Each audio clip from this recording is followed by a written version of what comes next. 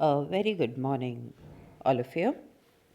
As you all know, that the topic that we are doing at present is types of agriculture, and in today's video, we'll study about the commercial plantation agriculture.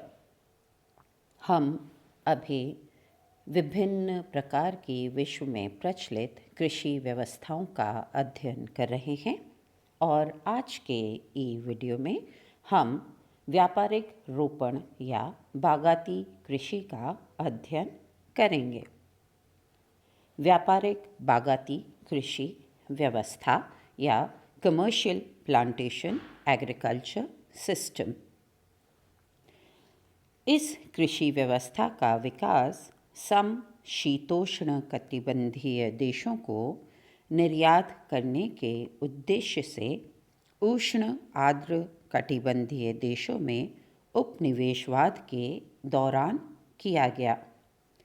इस शब्द का मूलतः प्रयोग America में British अधिवासियों के लिए किया गया था, जो बाद में उत्तरी अमेरिका, वेस्ट इंडीज़ और दक्षिण पूर्वी एशिया के बड़े कृषि फार्मों या लार्ज एस्टेट्स में श्रमिकों द्वारा की जाने वाली कृषि के लिए किया जाने लगा।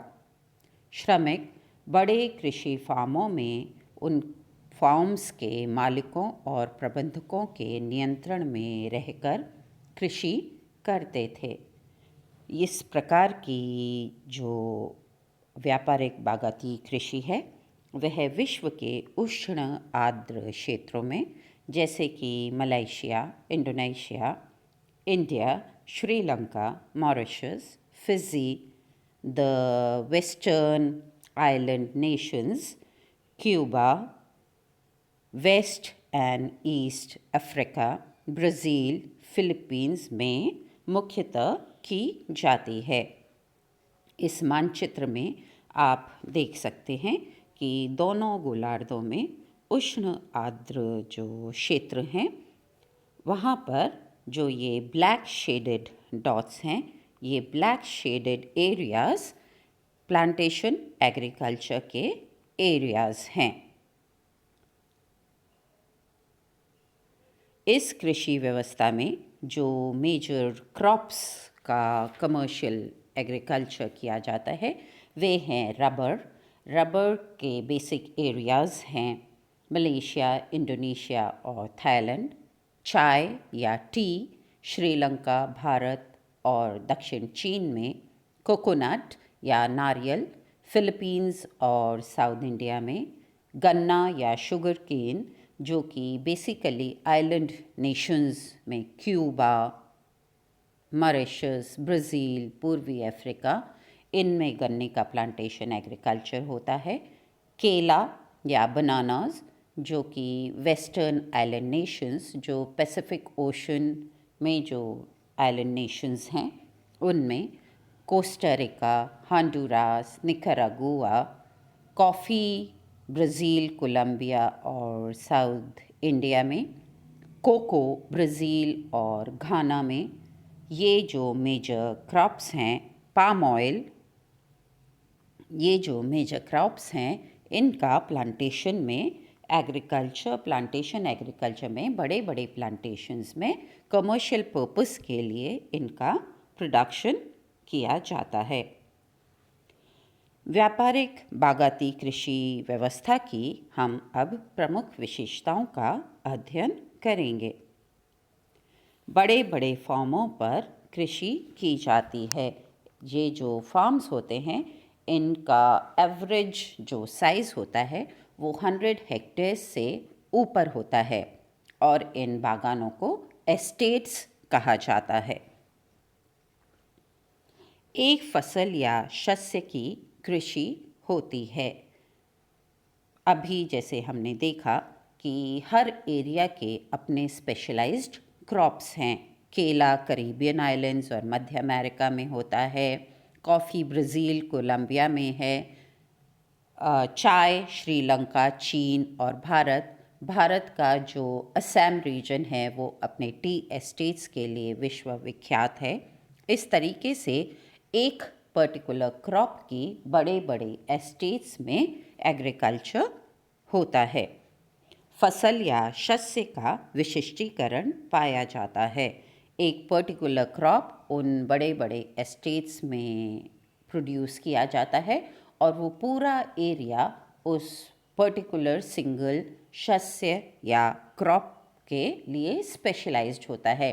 जैसे कि जब हम चाय की बात करते हैं तो हम असम की टी बोलते हैं, हम कॉफ़ी की बात करते हैं तो ब्राज़ील की कॉफ़ी बोलते हैं, रबर की बात होती है तो मलेशिया और इंडोनेशिया का रबर प्लांटेशंस की बात होती है।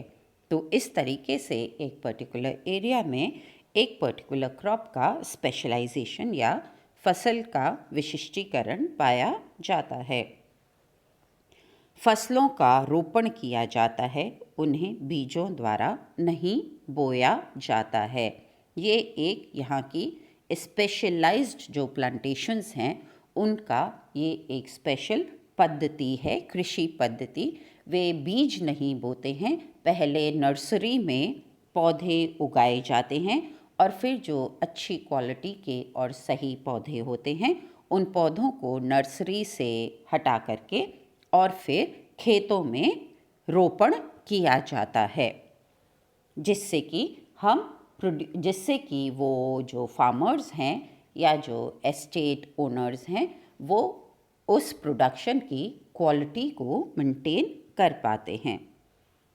श्रम की अत्यधिक आवश्यकता होती है क्योंकि फसलों का रोपण किया जाता है तो नर्सरी से एक एक प्लांट को उठा करके उसे खेत में बोना, फिर एस्टेट्स बहुत बड़े होते हैं, कमर्शियल यूज़ के लिए उनका प्रोडक्शन होता है तो उनकी क्वालिटी और क्वांटिटी मेंटेन करनी होती है।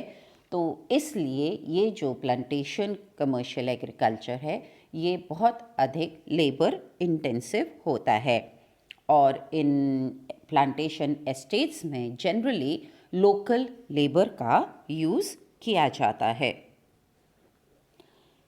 पूर्णतः बाजारोन्मुख कृषि होती है। नाम ही इस कृषि का कमर्शियल प्लांटेशन एग्रीकल्चर है या बाजारोन्मुख बागाती कृषि। तो यहाँ जो इन बड़े बड़े एस्टेट्स में जो कृषि की जाती है, एक पर्टिकुलर क्रॉप की स्पेशलाइज्ड प्रोडक्शन होती है और ये प्रोडक्शन पूरी तरह से बाज़ार के लिए बाज़ार की मांग के अनुसार होता है। ये बाज़ार स्थानीय नहीं होकर के पूरे विश्व में कहीं भी हो सकते हैं और इसलिए फसल का उत्पादन बाज़ार की मांग के अनुसार होता है। क्रॉप की क्या क्वालिटी चाहिए और उसको किस काम में लिया जाना है उसके अनुसार फसल का उत्पादन होता है, उसकी क्वालिटी और क्वांटिटी उस हिसाब से डिसाइड और मेंटेन की जाती है। कृषि व्यवस्था पूर्णतः वैज्ञानिक प्रबंधन से युक्त होती है। इस व्यवस्था में क्योंकि ये एक कमर्शियल एग्रीकल्चर है, बाज़ारोन्मुख कृषि है, इसलिए प्रत्येक कार्य बड़ी कुशलता से किया जाता है और साइंटिफिक तरीके से किया जाता है। क्रॉप के जो उसका बोना है, बोने से लेकर उसको बाज़ार तक बेचने में हर लेवल पर क्रॉप की क्वालिटी का मेंटेनेंस करने के लिए साइंटिफिक मेथड्स का यूज़ किया जाता है।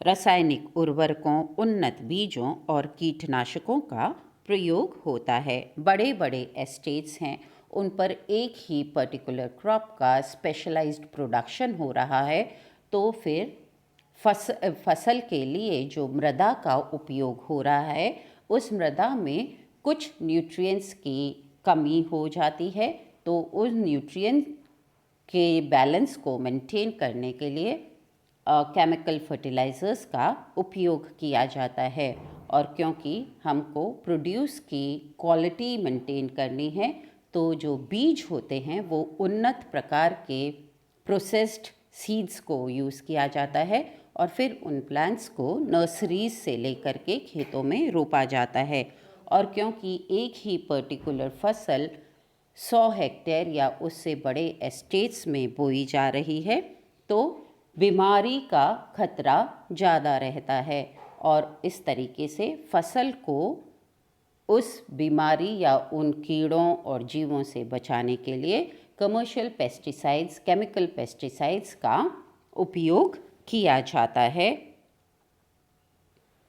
उत्पादन का बागानों में ही मांग के अनुसार प्रसंस्करण कर बाज़ार में भेजा जाता है। ये जो प्रोडक्ट्स होते हैं ये अपने रॉ फॉर्मेट के अलावा भी बाज़ार में जैम के फॉर्मेट में, पाउडर के फॉर्मेट में और लिकर या शराब के फॉर्मेट में भेजे जाते हैं। तो जैसे रबर है, रबर का जो लेटेक्स होता है वो लेटेक्स एक पर्टिकुलर टाइम पीरियड के बाद ख़राब होने लगता है, कड़ा हो जाता है। तो ये जो लेटेक्स ये लोग इकट्ठा करते हैं उस लेटेक्स को वो एस्टेट्स में ही प्रोसेस करके और फिर टायर इंडस्ट्री को भेजते हैं। इसी तरीके से जो वेरियस फ्रूट्स होते हैं उन फ्रूट्स को भी या चाय और कॉफ़ी को भी एस्टेट्स पर ही बाज़ार की मांग के अनुसार प्रोसेस करके डब्बाबंद करके या पैकेज करके और फिर डायरेक्ट मार्केट्स को निर्यात किया जाता है। यातायात के साधनों का महत्व एवं विकास।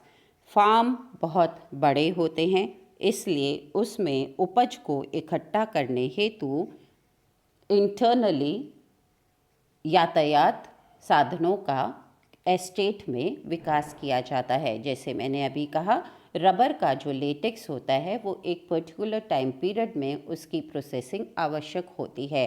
इतने बड़े एस्टेट के सब रबर ट्रीज से लेटेक्स को इकट्ठा करने के लिए इंटरनली यातायात या किसी प्रकार के ट्रांसपोर्ट का विकास किया जाता है जो खेतों में से पेड़ों पे से लेटेक्स को ले करके और जो प्रोसेसिंग यूनिट है एस्टेट के अंदर ही उस प्रोसेसिंग यूनिट तक ला सके।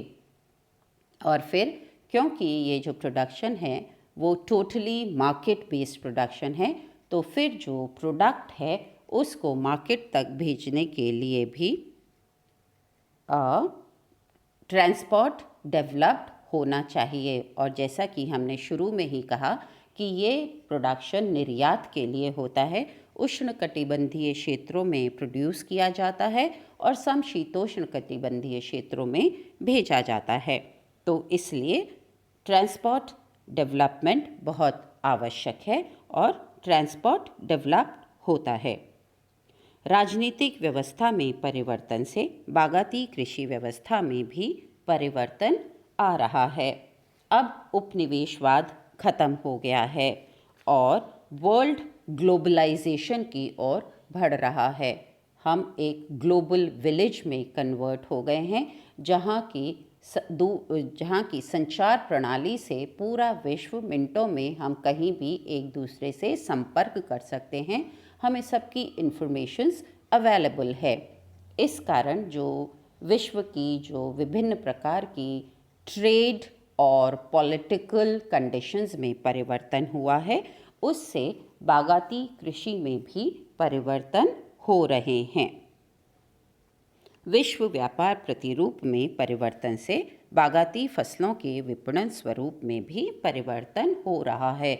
ग्लोबलाइजेशन और वर्ल्ड ट्रेड पैटर्न्स के जो चेंजेस हैं उनकी वजह से प्लांटेशन एग्रीकल्चर के जो कमर्शियल पैटर्न्स हैं उनमें भी चेंजेस देखने को मिल रहे हैं। तो अभी हमने देखा कि बागाती कृषि या व्यापारिक बागाती कृषि कहाँ कहाँ होती है और इसकी प्रमुख विशेषताएं क्या हैं। So today we studied about commercial plantation agriculture, the areas or regions where commercial plantation agriculture is produced and the specific characteristics of the commercial plantation agriculture. Thank you.